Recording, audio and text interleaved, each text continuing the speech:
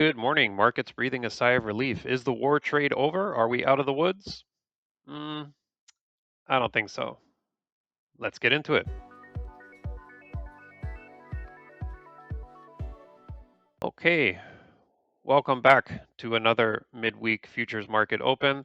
For those who don't know, I also do a Sunday night futures market open every Sunday night on my YouTube channel where I go over all of this weekly analysis early so you can see everything before the week begins. So definitely check that out as well on YouTube. Um, okay, and so as I mentioned in Sunday night futures market open, we were watching the S&P 500 and we expected a relief rally.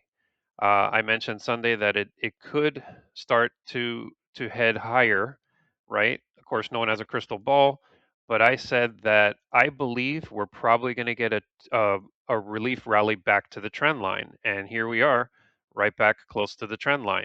This is actually why you never want to sell the low. You always want to wait for the high before you short the market if you're bearish. Um, Now, of course, if you were bullish, you could have bought that dip, but even if you did buy the dip, I would say take profits as you get close to the trend line because that's where the bears can come back in the market, right? So I was saying the best place to sell is around 66.20, 66.50, and that's definitely a good place to sell. You could have sold that and put a stop loss like maybe 60 points above this resistance level here, and then maybe risk 60 points, target your lows 2, 3, 4, 5 to 1, whatever you're trying to catch there on the profit. um, an even better place to sell would be right at that resistance level there, which is 66.90. So maybe like put a sell order at 66.80 and try and get above this high here, maybe risk 80 points, right? Use risk management and catch the 3 or 4 to 1 on the downside. So that's one thing that I'm going to be watching. I haven't shorted it yet. I forgot to actually place my entry order on Sunday because I couldn't figure out if I was going to short it here or here, and then the market started moving, and I figured I'm just going to wait. But I think what I'm going to do now that I see the relief rally started, and I know that the president's going to speak tonight at 9, I think we could get maybe a test back up here, and if we do, maybe I'll try shorting it there at 66.80, and then put a stop loss up here, maybe at 67.65 and target a retracement back down. So that was one thing we were watching. And now we're in the middle of the week. He speaks tonight at 9. So definitely the world's going to be watching that, what he has to say about the war. Thursday, today we had ADP non-farm employment change came in higher than expected. 41,000 jobs came in at 62,000. So that's actually a good estimate. Retail sales coming in higher, good estimates there. But again, I think this one, the Friday one, is going to be the big one. 65,000 jobs for the month of what was it? You know, for March. So let's see how it hits on Friday morning at 8:30. But yeah, other than that, I don't think we're out of the woods yet. I think it's just a relief rally. I don't, you know, me personally, I don't think we're out of the woods yet.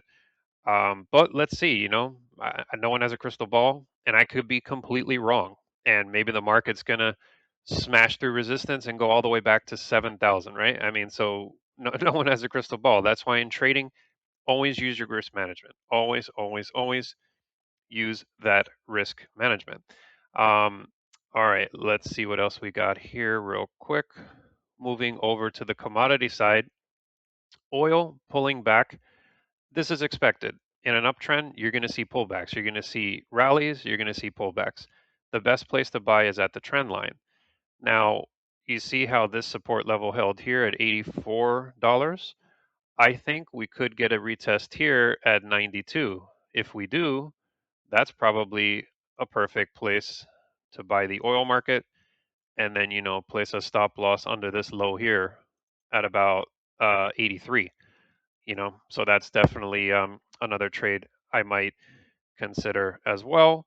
Me personally, not trading advice, not trading recommendations. Always trade at your own risk, but that is definitely something that can be a bullish trade. Entered 92, put a stop loss under this low here. If someone is bearish the oil market, I personally would wait for a break below support before I ever consider shorting this, because we are in a bullish trend. And if you look at the COT, we can see on the COT that they are increasing those long positions. So if you go against them, that's like basically trying to swim against a riptide. So I wouldn't recommend that. All right, what else real quick here? We got oil. Oh, one last thing, the US dollar. I've been watching this too. I mean, the dollar's pulling back, but look at this. It broke above resistance twice here. Broke 100 here, broke again 100 here. These are bullish signs that we are in an upside breakout on the US dollar. And all these, this pullback here, I think it's temporary, because if oil prices continue to rise, the safe haven flows are going to push it right back up. Of course, I could be wrong. No one has a crystal ball, but two breaks above resistance kind of indicates a lot of bullish technical analysis. So I think it's looking bullish here. I don't think that the dollar is going to enter a bear market. Again, I could be wrong, but I mean, two breaks above resistance. I trust I trade mostly off the charts with some fundamentals, and whenever you see two bullish breaks above resistance like that, that's usually a sign that the market wants to move higher. Um, Last but not least, we have corn. This trade was going good, but now it's moving against me. I might actually take a loss on this and get stopped out.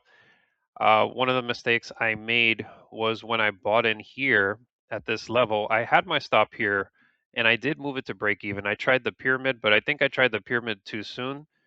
The mistake that I made was pyramiding at this level. I probably should have pyramid closer to here at about 454, and that way I would have been able to push my stop further. My stop is at about 448, and it's pretty close. So I might get stopped out on this.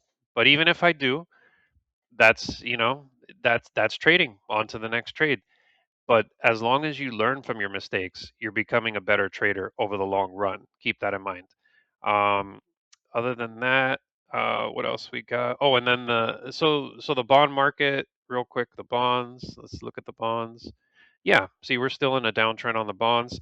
And again, the war trade at the moment is still sell the stock market, buy the commodities, buy the oil market. I believe corn, wheat, and soybeans are pulling back temporarily, but I still believe that we're in a bull market for the grains, and they're in a bear market so far for the bonds. So again, the war trade right now is buy the oil market, sell the stock market, short the bond market, and buy the US dollar. I don't think anything has changed. Um, I mean, but again, tonight at 9 o'clock, these markets, I don't think they're going to flip on a dime, but there could be some volatility depending on what he says tonight, because he has a way of influencing the markets. So we'll just have to wait till 9 p.m. to see that. But if unless he announces something that is like totally going to end the war tomorrow or something like that, I believe these trends are going to continue, at least for the time being. But we will have to keep an eye on what he says. So, but other than that, I think yeah. So to recap, just keep an eye on his speech tonight at 9, and then at 8:30 a.m. on Friday is the big mover. So definitely you want to be aware of that.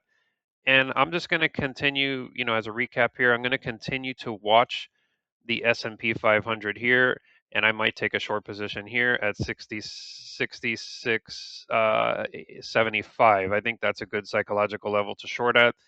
Try and get a stop loss above this high here, because I believe it's going to hold. Of course, I'm not guaranteeing anything, because, no one can guarantee you anything in trading, okay? But as long as you have good risk reward, you should have good trades over the long term. You're going to have your losses, but just try and make sure you have a good risk reward. Meaning, if I'm risking, 75 points, then on the profit target, I have to be at least getting 150, which is 2 to 1.